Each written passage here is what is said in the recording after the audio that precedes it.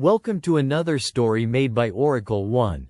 The cold fluorescent lights flickered overhead, casting a sterile glow on the linoleum floor of Wing C in St. Augustine General Hospital. Nurses bustled between rooms, their footsteps echoing in a hurried cadence. The hum of machines and the occasional murmur of medical staff filled the air, but beneath this routine, an uneasy tension was tightening like a noose around the neck of the wing. Code White was never called lightly, and now, as the intercom blasted the alarm, everyone knew something was terribly wrong. Dr. Emily Hart had been on call for the night, working in the oncology unit on Wing C's second floor. When the lockdown initiated, the overhead announcement was chillingly brief: Code White. Lockdown in effect on Wing C. No personnel movement permitted without authorization. All exits secured. Her heart thudded with a cocktail of professional worry and primal fear. The kind reserved for moments when the known world collapses into uncertainty. Steeling herself, she grabbed her clipboard and headed toward room 212, where she was scheduled to check on a recently admitted patient. Upon pushing open the door to room 212, she froze. The room was dimly lit, a single heart monitor rhythmically beeping beside the bed. But the body lying under the covers was not who her records indicated. The chart attached to the bedside monitor bore the name, John Spencer, a 58-year-old man admitted for routine chemotherapy. But the man in the bed was mid-30s, gaunt but unmistakably different. His tattooed wrist was a dead giveaway. Even the ink betrayed that this was not Mr. Spencer. Emily's breath caught. Was this a mistake in paperwork? An error in admission? She called out softly, "Mr. Spencer? Can you hear me?" The patient's eyes fluttered open, but they were unfocused, glassy. He didn't speak, only trembled slightly. The rest of the wing soon revealed similar anomalies. Patients listed under names and medical histories that did not correspond to the bodies before her eyes. The creeping sense of dread compelled her to move quickly, and as she moved from room to room, the discrepancy multiplied. A patient on the list was recorded as an elderly female recovering from surgery, but the woman in the bed looked like a teenager, her skin pallid and eyes fierce with silent fear. Another was supposed to be a middle-aged man with cardiac issues, yet the occupant was young, disheveled, and curled tightly into a ball.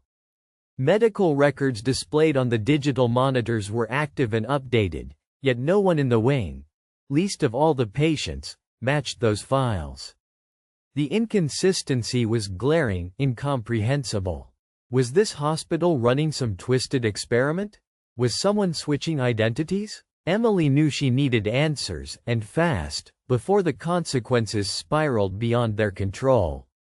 She was about to retreat to the nurses' station when suddenly the emergency lights clicked on, bathing corridors in an eerie red hue. The overhead intercom crackled once more. Restricted access. All personnel remain in place. Investigative teams are en route. No explanations given. The voices on the floor shifted, whispers swelling like an undertow beneath the sterile calm. Emily exchanged worried glances with Nurse Jackson, who nodded grimly.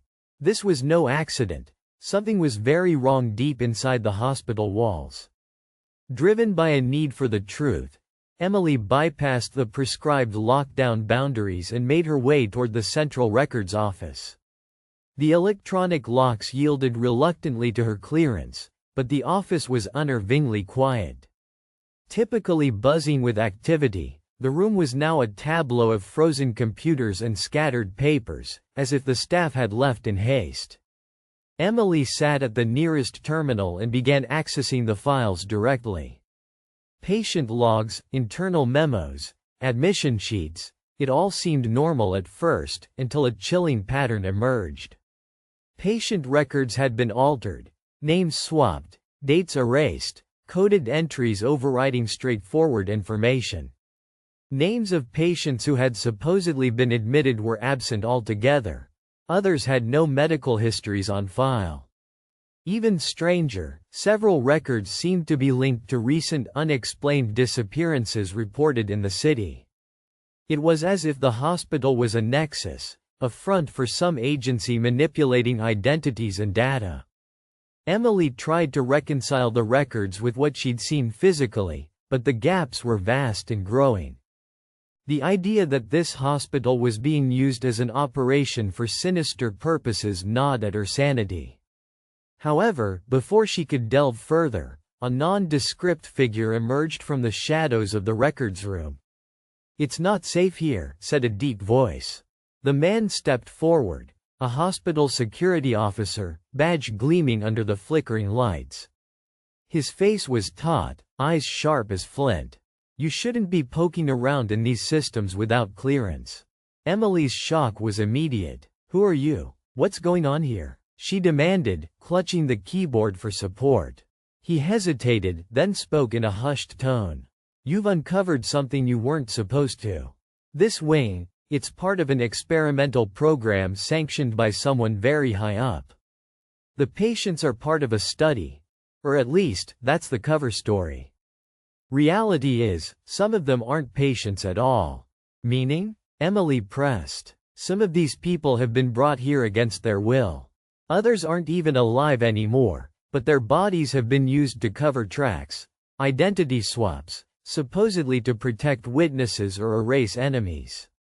His voice cracked slightly, the weight of the secret pressing heavily on him. Emily felt bile rise. The hospital, a sanctuary for healing, was instead a cage and perhaps a morgue. "Why? Who's running this?" "Something called Project Lazarus. It's classified beyond comprehension. The data you're seeing are just fragments, redacted beyond recognition. People who were switched out here either disappeared or became something else entirely." He looked around nervously. "We need to get you out before they find you." But Emily wasn't so quick to flee. With a glance back toward the hallway, she noticed figures converging toward the records office, men in black suits, purpose written in their rigid strides. She was trapped but not defeated. "Help me get the evidence," she said. "We can leak this. The world needs to know." Before the security officer could respond, the door burst open and heavy boots clattered inside. The men in black moved in a wave, suppressing Emily's protests, grabbing her roughly but not before she secreted a flash drive from her coat pocket into the clothes. The outside world had to see this. Dragged back into the corridors, Emily was shoved into a stark room at the far end of the wing. The door locked behind her with a final, ominous click. She sank into the chair, trying to control her breathing. Somewhere beyond, footsteps and hushed conversations echoed. Alone, she pieced together her thoughts. The hospital wing's lockdown was no accident, this was containment. To protect the clandestine operation, to bury the twisted use of human bodies and identities deep under layers of confidentiality and silence. This hostile containment wasn't just physical, it was informational, a prison for the truth. Minutes later, a door creaked open and a woman clad in a pristine white coat entered. Her eyes were cold, calculating. "Dr. Hart," she said smoothly. "You've been very curious. Undoubtedly admirable, but dangerous." "Who are you?" Emily asked, voice steady despite the fear. The woman extended a gloved hand, pointing a sleek device that clicked ominously. "Call me Dr. Celine Vaughn. You may have heard whispers in your rounds. I oversee Project Lazarus and ensure its smooth operation." She smiled, but it was a blade of thin ice. "What you've seen is only the beginning." Emily's mind raced. "You're experimenting on patients, using them as cover?" "More than cover," Vaughn replied. "We are redefining human survival. The bodies you found don't match records because our subjects are in transition. Subjects, not patients. We're breaking barriers, melding consciousness and biology, rewriting death itself." Emily shuddered. "At what cost?" Dr. Vaughn's smile sharpened. "Sacrifice is essential for progress. You're fortunate your curiosity hasn't made you a subject yet. But understand this.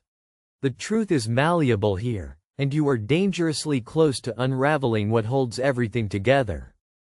Suddenly, alarms blared. Red lights flashed. Doors shook. Security breach detected. Intruders in Wing C, a mechanical voice announced. Through the walls, distant gunfire erupted.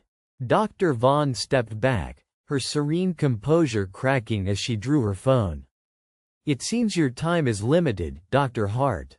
She hesitated for a heartbeat, then added, "Embrace it. Some doors open for those who dare to knock."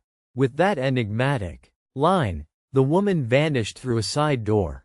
Emily heard the hurried shuffle of footsteps fading into the labyrinthine hallways. Minutes later, the door to Emily's room was forced open by paramilitary figures storming in, scanning the room. A young man dressed in tactical gear approached cautiously. "Dr. Hart? I'm Agent Collins, FBI's Cyber Division. We're here to extract you. There's a bigger storm coming." Relief flooded Emily's veins. "You've been watching? We've been tracking the illegal operations here for months, but this lockdown scrambled our access. We didn't expect the scope. Come with us." As Emily followed Agent Collins through hidden corridors and emergency stairways, she glimpsed others like her, locked away, some unconscious, some blind with terror. All victims, in one way or another, of Project Lazarus. Outside, emergency vehicles were converging. The lockdown was breaking. The seemingly inviolate walls of St. Augustine General's Wing C were cracking. In the days that followed, Emily collaborated with federal authorities, unraveling the tangled web of deceit that the hospital had woven. Reports surfaced detailing missing persons, altered identities, and illegal bioexperiments. Public outcry forced investigations that revealed a shadowy nexus of corporate greed, government complicity, and scientific hubris. Yet, even with the exposure, lingering questions remained. What truly happened inside Wing C? Were some of the so-called patients ever rescued, or had they been lost to the project's dark frontier? And most hauntingly, could science really reinvent life by borrowing and trading between bodies? Emily returned to her practice, forever marked by the cold realization that the boundary between life and death was no longer simple. Humanity's greatest sanctuaries could hide its deepest horrors, a code white not just for lockdown, but for the chilling unknown. For more stories, like and subscribe.